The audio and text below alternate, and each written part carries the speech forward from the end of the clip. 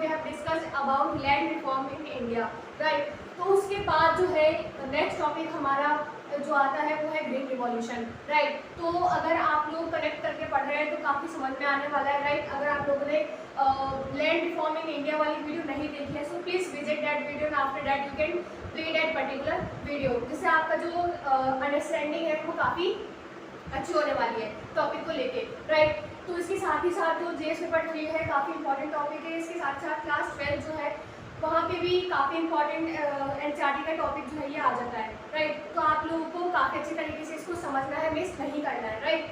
सो इसके साथ साथ कॉम्पिटिटिव एग्जाम्स में भी ग्रीन रिवॉल्यूशन के क्वेश्चन जो है वो पूछ लेते हैं। तो लेट ना करते हम लोग स्टार्ट करते हैं। सो व्हाट इज ग्रीन रिवॉल्यूशन? देखो, लैंड रिफॉर्म हुआ था, लैंड रिफॉर्म की बात हम कर चुके हैं। तो लैंड रिफॉर्म क्या हुआ था कि इक्वल डिस्ट्रीब्यूशन हुआ था, जिसके जो लैंडलेस कल्टिवेटर्स थे, राइट। तो सबके हिस्से में कुछ ना कुछ लैंड जो है वो आ गया था, राइट। तो अब लैंड आ गया है तो एग्रीकल्चर की प्रोडक्टिविटी बढ़नी चाहिए, राइट। तो ओल्ड टेक्निक्स क्या थी? ओल्ड टेक्निक्स के चक्कर में हमारा जो एग्रीकल्चर प्रोडक्टिविटी है वो काफ़ी डाउन हो चुका था। ब्रिटिश के टाइम पीरियड में आप लोगों ने पढ़ा होगा कि इंडिगो की खेती करते थे, राइट। तो उन लोगों को इन सबसे कुछ मतलब नहीं रहता था, वो सिर्फ अपना प्रॉफिट देखते थे, right. So after Indian independence हमारी गवर्नमेंट ने सोचा कि हमें एग्रीकल्चर रिफॉर्म कुछ करना चाहिए, राइट। तो ग्रीन रिवॉल्यूशन ले आया गया हमारे गवर्नमेंट के द्वारा। सो हम देखते हैं कि ग्रीन रिवॉल्यूशन क्या होता है, right. So green revolution it refers to sudden and spectacular increase in agriculture, right? To sudden change, right? So it refers to sudden and spectacular increase in agriculture productivity due to the use of high yielding variety of seeds, right. तो green revolution का concept समझो, इसकी definition समझो, यानी कि agriculture productivity में अचानक से इंक्रीजमेंट हो जाना, राइट। तो अचानक से इंक्रीज कैसे होगा, राइट। एग्रीकल्चर की जो प्रोडक्टिविटी है, जो कि नॉर्मल प्रोडक्टिविटी हो रही थी, राइट, उसका कुछ जो आउटपुट हो रहा था वो नॉर्मल हो रहा था। बट आफ्टर ग्रीन रिवॉल्यूशन अगर आप लोग देखो तो एग्रीकल्चर प्रोडक्टिविटी जो है वो काफ़ी इंक्रीज हो गई। और वो इंक्रीज क्यों हुई, उसके क्या क्या कंपोनेंट्स है, गवर्नमेंट कौन कौन से इनिशिएटिव लेके आई थी, जिसके बाद जो हमारा एग्रीकल्चर प्रोडक्टिविटी है वो इंक्रीज हुआ, हम देखते हैं, राइट। तो क्या हुआ? High yielding variety of seeds, ठीक है। High yielding variety of seeds का यूज़ किया गया। अब हाई यील्डिंग वैरायटी सीड्स क्या होती है? सबसे पहला क्वेश्चन तो ये आता है हमारे सामने, right. So high yielding variety of seeds ये होती है कि जो बीज होते हैं हमारे, राइट, तो उसमें से जो प्रोडक्टिविटी होती है वो काफ़ी ज़्यादा अमाउंट में होती है, राइट। खेती जो है वो काफ़ी ज़्यादा अमाउंट में होती है, जो प्लांट्स होते हैं वो काफ़ी ज़्यादा ग्रो हो जाते हैं उस सीड से, राइट। ये सीड की क्वालिटी है, high yielding variety of seeds. तो हम कंपोनेंट्स देखते हैं ऑफ ग्रीन रिवॉल्यूशन, राइट, कि ग्रीन रिवॉल्यूशन में कौन कौन से कॉन्सेप्ट हैं, कंपोनेंट्स है, right. So here first is use of HYVs, यानी कि high yielding variety of seeds, right. Second है यूज ऑफ केमिकल फर्टिलाइजर्स। अब high yielding variety of seeds का यूज तो किया ही गया, इसके साथ ही साथ हमने क्या किया? Use of chemical fertiliser, right. तो पहले क्या होता था कि हम लोग खाद का उपयोग करते थे, राइट। खाद का उपयोग करते थे तो एग्रीकल्चर प्रोडक्टिविटी जो है इतनी इंक्रीज नहीं होती थी, क्योंकि वो जो है ओल्ड टेक्निक्स वगैरह हो गई। हालांकि आज की डेट में भी हम लोग छोटे छोटे प्लांट्स में जो है वो खाद वगैरह डाल देते हैं, बट उसके साथ साथ हम और भी कुछ केमिकल उसमें डालते हैं ताकि जो हमारे प्लांट्स रहते हैं उनको उनकी केयर हो सके, राइट, उसमें कीड़े वगैरह ना लगे। सो क्या हुआ? यूज ऑफ केमिकल फर्टिलाइजर, और केमिकल्स का यूज जो है एग्रीकल्चर में वो होने लगा, राइट।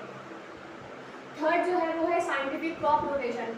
अब साइंटिफिक क्रॉप रोटेशन क्या होता है? देखो, मान लो कि किसी एक सीजन में हमने कोई एक क्रॉप जो है वो उगाया, राइट, एक क्रॉप का जो है हमने कल्टिवेशन किया, राइट। उसके बाद क्या होता है कि जब हम किसी पर्टिकुलर क्रॉप का एग्रीकल्चर जब हम करते हैं तो क्या होता है, सॉइल में से काफ़ी सारे न्यूट्रिएंट्स जो है वो उस टाइम पे ख़त्म हो जाते हैं, राइट। तो उस न्यूट्रिएंट्स के ख़त्म हो जाने के बाद हमें ऐसे क्रॉप लगाने चाहिए जो कि उस वाले न्यूट्रिएंट्स को ना लें, इसके बाद ही उसके साथ ही साथ जो है वो न्यूट्रिएंट्स जो है वो उसको डेवलप होने में टाइम लगे, राइट। तो हम क्या करते थे कि ज़मीन भी ख़राब ना हो, ज़मीन खराब ना हो, क्योंकि अगर ज़मीन पे हम खेती नहीं करेंगे तो लैंड की जो क्वालिटी है वो कहीं ना कहीं डिग्रेड हो सकती है, राइट। तो हम ये प्रीफर करते हैं कि जब एक सीज़न में हमने क्रॉप को जो है वो कल्टिवेट कर लिया तो दूसरे सीज़न में हम दूसरी क्रॉप को जो है वो कल्टिवेट कर सकते हैं। इससे लैंड की भी सुरक्षा रहेगी और हमारा क्रॉप भी जो है वो उग सकता है, राइट। सो फोर्थ वाला जो है वो है मॉडर्नाइज मीन्स ऑफ कल्टिवेशन। अब क्या हुआ, इंडिपेंडेंस मिल गया, राइट, हम लोग इंडिपेंडेंट थे, तो क्या हुआ कि हम एग्रीकल्चर प्रोडक्टिविटी के लिए जो हमसे हो सकता था हमने किया। तो मॉडर्नाइज यानी कि ट्रैक्टर का यूज़ हम लोग करने लगे, राइट। अब ट्रैक्टर का जहाँ जिस टाइम में एक बड़े से लैंड एरिया में, राइट, एग्रीकल्चर करने के लिए बहुत लोग जो है वो इंडिविजुअल काम करते थे, राइट, अब अकेले भी बीजों को डालते थे। अब क्या हो गया, मॉडर्नाइज होने के बाद जो है वो ट्रैक्टर वगैरह से बीजों को जो है वो खेत में डाल दिया जाता है और वो काफ़ी इजी होता है, राइट, उतना लेबर उसमें नहीं लगता जितना कि पहले लगता था। सो ये कुछ कंपोनेंट्स ऑफ ग्रीन रिवॉल्यूशन जिसको अडॉप्ट करते ही हमारा जो एग्रीकल्चर प्रोडक्टिविटी है वो काफ़ी इंक्रीज हो गया, राइट। तो हम इसके अचीवमेंट्स की बात करते हैं, ठीक है। सबके कुछ ना कुछ प्रोज एंड कॉन्स होते हैं, राइट। तो ग्रीन रिवॉल्यूशन के भी प्रोज या फिर अचीवमेंट या फिर एडवांटेज हम लोग इसे कह सकते हैं। तो देखते हैं कि कौन कौन से एडवांटेज या फिर अचीवमेंट प्रोज वगैरह हुए हमें, राइट। सो फर्स्ट है नेशनल इनकम इंक्रीज हुई, राइट। अगर आप लोगों को नहीं पता कि व्हाट इज नेशनल इनकम, सो मैंने वीडियो जो है वो ऑलरेडी अपलोड कर दिया है, अगर आप लोगों ने नहीं देखा है तो प्लीज़ देख लीजिए उसे, ठीक है। सो व्हाट इज नेशनल इनकम, अब देखो आप लोगों को पता है कि हमारी जो इंडिया है वहाँ पे सबसे ज़्यादा कॉन्ट्रीब्यूशन जीडीपी में जो है वो एग्रीकल्चर का होता है, राइट। तो एग्रीकल्चर का होता है तो नेशनल इनकम जो है वो एग्रीकल्चर प्रोडक्टिविटी की वजह से जो है वो इंक्रीज हो गई, राइट। सेकंड जो है इंक्रीज इन मार्केटेबल सरप्लस, यानी कि एग्रीकल्चर प्रोडक्टिविटी जब हमारी इंक्रीज हुई तो मार्केटेबल सरप्लस भी इंक्रीज हो गया। अब ये समझो कि मार्केटेबल सरप्लस क्या होता है, right. So what is marketable surplus, it refers to the portion of agriculture, यानी कि ये एग्रीकल्चर का एक ऐसा पोर्शन है जो कि एग्रीकल्चर प्रोडक्शन का एक ऐसा पोर्शन है जो जिसे कि हम मार्केट में बेचते हैं, हम यानी कि फार्मर्स, राइट। फार्मर्स जो है मार्केट में बेचते हैं किसके बाद, आफ्टर सेल्फ कंजम्पशन, यानी कि हाँ ठीक है, मान लो कि कोई एक किसान है, राइट, वो खेती करता है, उसके बाद क्या होता है कि जितना भी उसको लगेगा कि हाँ इतना हम कंज्यूम कर सकते हैं, राइट। तो साल भर का हमारा इतना अमाउंट है जो कि हम या फिर हमारी फैमिली जो है वो कंज्यूम करती है, तो वो इतना रख के बाकी जो सरप्लस है उसे मार्केट में जो है बेच सकता है। फॉर एग्जाम्पल मान लीजिए ग्रीन रिवॉल्यूशन आने से पहले हमारी जो प्रोडक्टिविटी थी वो मान लीजिए 100 kg, राइट, 100 kg रही, और इसमें से 40 kg के अराउंड जो है वो फार्मर्स का सेल्फ कंजम्पशन रहता था, राइट। तो ये ग्रीन रिवॉल्यूशन से पहले का हाल था। ये हम एक एग्जांपल ले रहे हैं प्रोडक्टिविटी का, एग्रीकल्चर प्रोडक्टिविटी का, यानी कि जो हमारा एग्रीकल्चर से आउटपुट निकला है, राइट। सो मान लीजिए कि एग्रीकल्चर प्रोडक्टिविटी हमारी हुई 100 kg की, सेल्फ कंजम्पशन ऑफ फार्मर्स हुआ हमारा 40 kg, राइट। तो इसके बाद हमारा जो सरप्लस बचा वो बचा 60 kg, राइट। एंड 60 kg जो हमारा सरप्लस बचा उसे हम मार्केट में जाके बेच देंगे, ठीक है। अब ग्रीन रिवॉल्यूशन के बाद क्या हुआ, ग्रीन रिवॉल्यूशन के बाद ये हुआ कि हमारी एग्रीकल्चर प्रोडक्टिविटी यानी कि जो पैदावार है वो काफ़ी इंक्रीज हो गई, ठीक है। अब इंक्रीज हो गई तो भाई हमारा जो सेल्फ कंजम्पशन है वो तो इतना ही रहने वाला है, ठीक है। लेट्स से आप लोग मान लो कि हमारा 200 kg का प्रोडक्शन हुआ, राइट, आफ्टर ग्रीन रिवॉल्यूशन, क्योंकि एग्रीकल्चर प्रोडक्टिविटी जो है वो काफ़ी इंक्रीज हो गई है, ठीक है। तो इससे पैदावार भी अच्छी होगी। तो मान लीजिए 200 kg का हमारा प्रोडक्शन हुआ और हमारा सेल्फ कंजम्पशन तो 40 kg का ही है ना, तो सरप्लस क्या होगा, ज़्यादा हो जाएगा। तो यही बात यहाँ पे आ रही है कि इंक्रीज इन मार्केटेबल सरप्लस, यानी कि जब हमारे पास सरप्लस ज़्यादा होगा तो हम मार्केट में ज़्यादा बेच सकते हैं और इससे हम ज़्यादा प्रॉफिट जो है वो अर्न कर सकते हैं। सो ये एक अचीवमेंट हो गई of green revolution. Third point जो है वो है increase in production, right.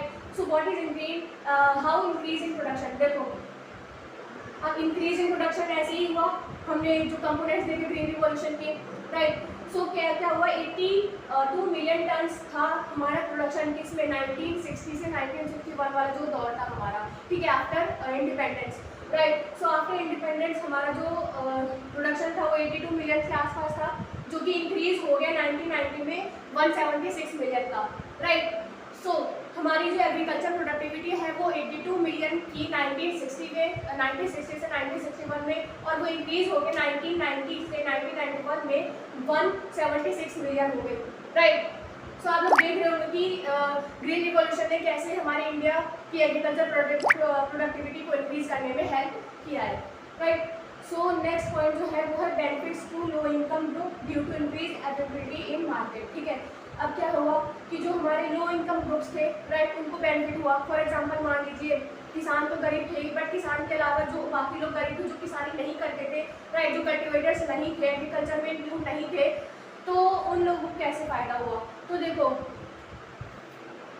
Demand and supply का कॉन्सेप्ट आप लोगों को बहुत अच्छे से पता होगा, अगर आप लोगों ने वीडियो नहीं देखी है तो मैं फिर से कहूँगी देख लीजिए।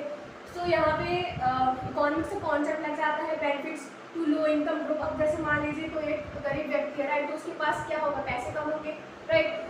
तो यहाँ पे क्या हो रहा है कि एग्रीकल्चर की प्रोडक्टिविटी जो है वो काफ़ी इंक्रीज हो रही है, राइट। तो प्रोडक्टिविटी इंक्रीज हो रही है यानी कि हमारे पास सरप्लस बहुत ज़्यादा है। सरप्लस ज़्यादा है तो हम क्या करेंगे, मार्केट में उसे ईजिली कॉस्ट यानी कि सस्ते दामों में बेच देंगे। तो सस्ते दामों में जब बेचेंगे तो मान लीजिए पहले 10 रुपये में कोई एक जैसे मान लीजिए राइस है, ठीक है, हमें 10 रुपये पर केजी में उसे हम बेच सकते हैं। बट एग्रीकल्चर प्रोडक्टिविटी अगर हमारा सरप्लस हो जाएगा तो लेट से हम 8 रुपये बेच देंगे, राइट। तो इससे क्या होगा कि जो लो इनकम ग्रुप है उसको फायदा होगा, ठीक है। तो इस तरीके से इस वाले कॉन्सेप्ट को आप लोगों को समझना है। नेक्स्ट जो है increase buffer stock of food grain, right. तो आप लोगों को पता होगा कि जो हमारी गवर्नमेंट ऑफ इंडिया है बफर स्टॉक्स रखती है, जिसे कि वो आगे यूज़ करती है पब्लिक डिस्ट्रीब्यूशन सिस्टम में, राइट, PDS जैसे कि हम कहते हैं, यानी कि राशन के शॉप में जो हमें गेहूँ और चावल देखने को मिलते हैं वो गवर्नमेंट प्रोवाइड कराती है, कहाँ से, इन फार्मर से लेके, राइट। तो फार्मर से MSP पे लेती है और इसके बाद बफर स्टॉक में अपने पास रख लेगी। इसके बाद उसका पब्लिक डिस्ट्रीब्यूशन PDS यानी कि राशन की शॉप पे हमें प्रोवाइड करा देते हैं, यानी कि जो पुअर लोग हैं, राइट, उनको। सो हर सिक्के के दो पहलू होते हैं, राइट, प्रोज एंड कॉन्स होते हैं। तो प्रोज तो हमने देख लिया यानी कि अचीवमेंट यानी कि एडवांटेज हमने देख लिए। अब हम देखते हैं कि फेलियर्स क्या है ऑफ ग्रीन रिवॉल्यूशन, राइट। तो भाई फीचर्स है तो कुछ ना कुछ फेलियर्स भी हो गई, तो ठीक है। लिमिटेड क्रॉप ऑन यानी कि जब ग्रीन रिवॉल्यूशन हुआ तो सरप्लस प्रोडक्टिविटी जो थी वो सिर्फ व्हीट और राइस की हुई, यानी कि बाकी जो नॉर्मल क्रॉप्स थे उसकी प्रोडक्टिविटी इतनी इंक्रीज नहीं हुई comparison to wheat and rice, right. So next है अनइवन बेनिफिट्स, यानी अनइवन बेनिफिट्स यानी कि इतना बेनिफिट नहीं हुआ ग्रीन रिवॉल्यूशन से, क्योंकि इसमें जो है काफ़ी स्मॉल फार्मर्स थे तो इतना पैसा नहीं लगा सकते थे, ठीक है। यानी कि अगर वो पैसा लगाते तो भाई दूसरा कुछ और काम नहीं कर लेते, ठीक है। तो इसमें अनइवन बेनिफिट्स था। थर्ड जो है सॉइल डिग्रेडेशन। अब इतने सारे केमिकल फर्टिलाइजर्स का आप लोग यूज़ कर रहे हो, राइट, केमिकल्स का यूज़ कर रहे हो, इसके साथ ही साथ व्हीट और राइस में पानी का यूज़ जो है काफ़ी ज़्यादा होता है, राइट, पानी का यूज़ ज़्यादा हो रहा है, इसके साथ ही साथ आप केमिकल का यूज़ कर रहे हो, तो ग्राउंड लेवल जो है हमारा काफ़ी डिक्रीज़ हो गया और सडन डिक्रीज़ हमें देखने को मिला था उस टाइम में। और आज की डेट में भी पानी की अवेलेबिलिटी जो है वो काफ़ी कम होती जा रही है प्रेजेंट, राइट। सो ये एक काफ़ी नेगेटिव पॉइंट है, सॉइल डिग्रेडेशन और ग्राउंड वाटर जो है हमारा डाउन चला गया। इसके साथ ही साथ फर्टिलिटी जो कि हमारी वो भी डाउन हो गई, क्योंकि केमिकल्स का यूज़ हम काफ़ी ज़्यादा कर रहे थे, राइट, एग्रीकल्चर सरप्लस के लिए। तो ये कहीं ना कहीं हमारे नेगेटिव पॉइंट जो है वो हो जाते हैं। इसके बाद लास्ट है अनइवन स्प्रेड, यानी कि अनइवन स्प्रेड का मतलब ग्रीन रिवॉल्यूशन जो है वो थ्रू आउट कंट्री हमें देखने को नहीं मिला। जहाँ पे वाटर की अवेलेबिलिटी बहुत ज़्यादा हुई, ठीक है, वहाँ पे हमें ग्रीन रिवॉल्यूशन काफ़ी ज़्यादा मात्रा में देखने को मिला। फॉर एग्जांपल हमारा पंजाब हरियाणा वाला रीजन और हमारा ये western UP, right. So western UP, Punjab and Haryana, ठीक है। तो यहाँ पे ग्रीन रिवॉल्यूशन का इम्पैक्ट हमें बहुत ज़्यादा देखने को मिला। आई होप आप लोग के वीडियो जो है समझ में आए होंगे, कॉन्सेप्ट जो है सारे क्लियर हो गए होंगे ग्रीन रिवॉल्यूशन के, ठीक है। हमने ग्रीन रिवॉल्यूशन के डेफिनेशन के बारे में बात की कि ग्रीन रिवॉल्यूशन क्या होता है, कंपोनेंट्स की बात की, इसके साथ ही साथ हमने अचीवमेंट्स की बात की, कुछ फेलियर्स की बात की, राइट। तो अगर आप लोग को वीडियो पसंद लगे तो साथ ही साथ चैनल को सब्सक्राइब करना।